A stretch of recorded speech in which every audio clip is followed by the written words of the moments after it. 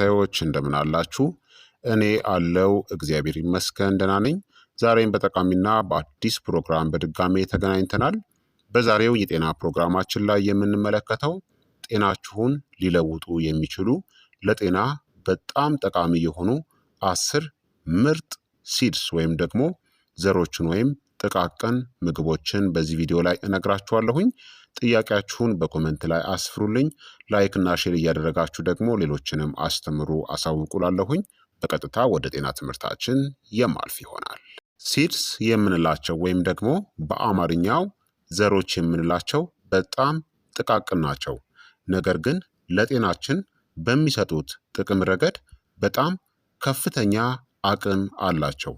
ጤናችሁን ሊለውጡ የሚችሉ 10 ምርጥ ዘሮችን እናም ግልጽና ጥልቅ በሆነ መልኩ እናም በየቀኑ እንዴት መጠቀም እንደምትችሉ በዝርዝር ልንገራችሁ። አንደኛ ቺያ ሲድ ነው። ቺያ ሲድ ለምግብ መፈጨት፣ ለሆድ ድርቀት፣ ለደም ስኳር ቁጥጥር፣ ለክብደት ቁጥጥር በጣም ጠቃሚ ነው። ቺያ ሲድ በውስጡ የሚሟሟ ፋይበር ሶለብል ፋይበርን ይይዛል። በጣም በከፍተኛ መጠን በአንጀት ውስጥ እንደ ጄል ያለ ነገርን ይፈጥራል። ጥሩ የሚባሉ የአንጀት ባክቴሪያዎችን ይመግባል። የስኳር መምጠጥን ይገታል። ይህም የደም ስኳር በድንገት እንዳይጨምር ይከላከላል። ለልብና ለአንጎል ጤናም በጣም ጠቃሚ በሆነው በኦሜጋ ስሪም የበለጸገ ነው። ቺያ ሲድን ለመጠቀም 1 የሾርባ ማንኪያ ቺያ ሲድን በውሃ ውስጥ ከ20 እስከ 30 ደቂቃዎች ዘፍዝፉ። ከዛም ከፈለጋችሁ በእርጎ፣ በስሙዚ፣ በኦትስ ወይም ደግሞ በሎሚ ውሃ ውስጥ ጨምራችሁ መጠቀም ትችላላችሁ። ለመጠቀምም ምርጥ ጊዜ ጠዋት ወይም ደግሞ ከመተኛታችሁ በፊት መመገብ። ቺያ ሲድን ሁልጊዜ ዘፍዝፉት። ደረቅ ቺያ ሲድ ሆድን ሊነፋ ወይም ደግሞ ሊያንቃችሁም ይችላል ማለት ነው። ቺያ ሲድን ከተጠቀማችሁ በኋላ ደግሞ በቂ ውሃን መጠጣት አለባችሁ። ሁለተኛ ተልባ ነው። ተልባ ለኮሌስትሮል፣ ለሆርሞን፣ ለልብ፣ ለድርቀት ጠቃሚ ነው። ተልባ በሊግናንስ የበለጸገ ነው። ኤስትሮጅንን ያመጣጥናል። ከ40 ዓመት በኋላ በጣም አስፈላጊ ነው። ተልባ መጥፎ ኮሌስትሮልን ኤልዲኤልን ይቀንሳል። የአንጀት እንቅስቃሴንና የጨጓራ ጤናንም ይደግፋል። ተልባን ለመጠቀም የተፈጨ ተልባን ተጠቀሙ። ሙሉ ያልተፈጨው ተልባ ሳይፈጭ ከተበላ በኋላ ይወጣል ማለት ነው። በቀን 1 የሻይ ማንኪያ እስከ 1 የሾርባ ማንኪያ ተልባን መጠቀም ትችላላችሁ። ጀማሪ ከሆናችሁ በ1 የሻይ ማንኪያ ጀምሩ። እንዲሁም ተልባን ምግብ ላይ ነስንሱ ወይም ከመተኛታችሁ በፊት ለብ ካለ ውሃ ጋር ቀላቅላችሁ ተጠቀሙ። ሶስተኛ የዱባ ፍሬ ነው። ፐምኪን ሲድ የምንለው የዱባ ፍሬ ለፕሮስቴት ጤና፣ ለእንቅልፍ፣ ለበሽታ መከላከልና ለደም ስኳር ጠቃሚ ነው። የዱባ ፍሬ በዚንክ የበለጸገ ነው። በሽታ የመከላከል አቅምን እናም የፕሮስቴትን ጤና ይደግፋል። የዱባ ፍሬ በማግኒዥየምም የበለጸገ ነው። የተሻለ እንቅልፍናም የጡንቻ መዝናናትን ይሰጣል። የደም ስኳርንም ለመቆጣጠር ይረዳል። የዱባ ፍሬን ለመጠቀም በቀን 1 እፍኝን ብሉ። በእጅ የተጨበጠ ማለት ነው። እፍኝ ማለት በትንሹ ቁሉት ወይም ደግሞ ሰላጣ ውስጥ ጨምራችሁ ተመገቡ። ለተሻለ እንቅልፍ የሚሆን ምርጥ የምሽት መክሰስ ነው። አራተኛ ሰሊጥ ነው። ሰሊጥ ለአጥንት፣ ለመገጣጠሚያ፣ ለደም ግፊትና ለቆዳችን ጤና ምርጥ ነው። ሰሊጥ እጅግ በጣም ጥሩ የካልሲየምና የማግኒዥየም ምንጭ ነው። ሴሳሚንን ይዟል። ለህመም ማስታገሻ አንቲ ኢንፍላማቶሪ እናም እንደ አንቲኦክሲዳንትም ይረዳል። የልብ ጤናንናም የመገጣጠሚያ ቅባትንም ይደግፋል። ሰሊጥን ለመጠቀም በትንሹ አድርቃችሁ ቁሉት እናም ፍጩት። በቀን ከ1 እስከ 2 የሻይ ማንኪያ ከተጠቀማችሁ በቂ ነው። በኦትሜል በአትክልቶች ውስጥ ቀላቅላችሁ መጠቀም ትችላላችሁ። አምስተኛ ደግሞ ሱፍ ነው። ሱፍ ለልብ ጤና፣ ለነርቭ፣ ለቆዳ እናም ለኃይል ይጠቅማል። ሱፍ በቫይታሚን ኢ እጅግ የበለጸገ ነው።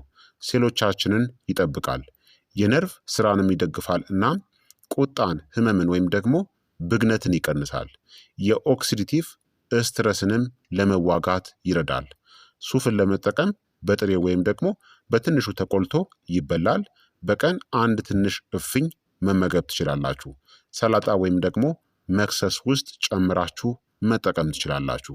ጨው ያለባቸውን አስወግዱ፣ ሶዲየም ስለሚበዛባቸው። ስድስተኛ አብሽ ነው። አብሽ ለደም ስኳር፣ ለምግብ መፈጨት፣ ለምግብ ፍላጎት ቁጥጥር በጣም ጠቃሚ ነው። አብሽ የካርቦሃይድሬትስ መፈጨትን ያዘገያል። የኢንሱሊን ሴንሲቲቪቲን ያሻሽላል። ከመጠን በላይ የመብላት ፍላጎትንም ይቀንሳል። አብሽን ለመጠቀም አንድ የሻይ ማንኪያን በሌሊት ዘፍዝፋችሁ አሳድሩ፣ ለአንድ ሌሊት ማለት ነው። ከዛም ጠዋት ውሃውን ጠጡ። እናም ዘሩን ደግሞ አኝኩ። በተለይ የስኳር በሽታ ላለባቸው ሰዎች በጣም ጠቃሚ ነው። ሰባተኛ ጥቁር አዝሙድ ነው። ጥቁር አዝሙድ ለበሽታ መከላከል አቅም፣ ለህመም ወይም ደግሞ ለኢንፍላሜሽን እናም ለሜታቦሊክ ጤና በጣም ጠቃሚ ነው። ጥቁር አዝሙድ ታይሞኪዊኖን ይዟል። ጠንካራ የህመም ማስታገሻ ውህድ ነው። በሽታ የመከላከል ሚዛንን ይደግፋል። ለደም ስኳርናም ለኮሌስትሮልም ይረዳል። ጥቁር አዝሙድን ለመጠቀም በቀን ከግማሽ እስከ አንድ የሻይ ማንኪያ መጠቀም ትችላላችሁ። ወይም ደግሞ ከማር ጋር ቀላቅላችሁ መውሰድም ትችላላችሁ። ጠዋት መውሰድ ተመራጭ ነው። ስምንተኛ ሄምፕ ሲድ የምንለው ነው። ሄምፕ ሲድ ለጡንቻ፣ ለአንጎል፣ ለሆርሞን ሚዛን በጣም ምርጥ ነው። ሄምፕ ሲድ የተሟላ የእጽዋት ፕሮቲን ነው። ሁሉንም አስፈላጊ አሚኖ አሲዶችን ይዟል። ትክክለኛ የኦሜጋ ስሪ እናም የኦሜጋ ሲክስ ጥምርታም አለው። ሄምፕ ሲድ ለመፈጨትም በጣም ቀላል ነው። ሄምፕ ሲድን ለመጠቀም በጥሬው ብሉ፣ መዘፍዘፊያና እክል አያስፈልግም። በስሙዚ፣ በሾርባ ወይም በሰላጣ ውስጥ ጨምራችሁ መመገብ ትችላላችሁ። በቀን ከአንድ እስከ 2 የሾርባ ማንኪያን ከተጠቀማችሁ በቂ ነው። ዘጠነኛ የሐብሐብ ፍሬ ነው። የሐብሐብ ፍሬ ለኩላሊት ጤና፣ ለደም ግፊትናም ለኃይል ምርጥ ነው። የሐብሐብ ፍሬ በማግኒዥየም፣ በብረትናም በጤናማ ቅባቶች የበለጸገ ነው። የኩላሊትናም የልብ ጤናንም ይደግፋል። የሐብሐብ ፍሬ የደም ዝውውርንም ያሻሽላል። የሐብሐብ ፍሬን ለመጠቀም አድርቃችሁ በትንሽ ቁሏቸው። እንደ መክሰስ ብሉ ወይም ደግሞ ፈይታችሁ ዱቄት አድርጋችሁ ተጠቀሙት። ትንሽ እፍኝን ከበላችሁ በቂ ነው።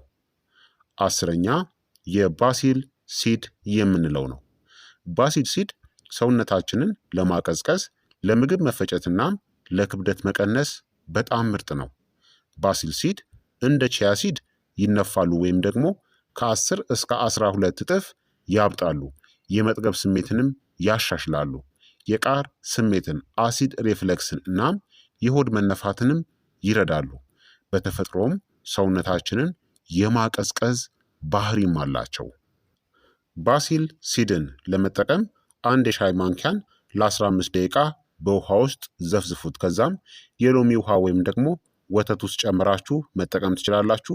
በሞቃት የአየር ሁኔታ ወይም ደግሞ በምሽት ቢወሰድ በጣም ምርጥ ነው።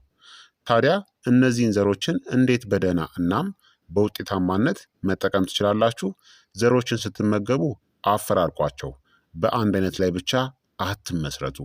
ሆድ እንዳይነፋችሁ በትንሽ መጠን ጀምሩ። ሲያስፈልግ ዘፍዝፉ ወይም ደግሞ ፍጯቸው። ከዛም እነዚህን ዘሮች ግን ከተጠቀማችሁ በኋላ በቂ ውሃን መጠጣት ግዴታ ነው። ታዲያ ቀላል የሆነ የዕለት ተዕለት እነዚህን ዘሮችን ለመጠቀም ምርጥ ውጤታማ ዘዴ ልንገራችሁ። ጠዋት ላይ ቺያ ሲድ ወይም ደግሞ የባሲል ሲድን በውሃ ውስጥ ዘፍዝፋችሁ መጠቀም ትችላላችሁ። ቀን ላይ ደግሞ የዱባ ፍሬ ወይም ደግሞ ሱፍን መጠቀም ትችላላችሁ። ምሽት ላይ የተፈጨ ተልባ ወይም ደግሞ ሰሊጥን መጠቀም ትችላላችሁ ማለት ነው። ስለዚህ ሲድስ ወይም ደግሞ ዘሮችን በዚህ መልኩ እያፈራረቃችሁ በየቀኑ በአመጋገባችሁ ውስጥ ማካተት ትችላላችሁ ማለት ነው። እነዚህ 10 ሲድስ ወይም ደግሞ ዘሮች ጤናችሁን ሊለውጡ የሚችሉ ከፍተኛ ነገር ግን በጣም ኃይለኛ የጤና ጥቅም ያላቸው ትንሽ የሚመስሉ ድንቅ የሆኑ ምግቦች ናቸው ማለት ነው። ስለዚህ በአመጋገባችሁ ውስጥ አካቷቸው በተቻላችሁ መጠን። ስለዚህ ክቡራትና ክቡራን ተመልካቾቼ የዛሬው የጤና ትምህርቴ እንግዲህ ይህንን ይመስል ነበረ። እንደተማራችሁበት ተስፋ አደርጋለሁኝ። ሀሳብ አስተያየታችሁ ደግሞ አይለኝ ይላለው።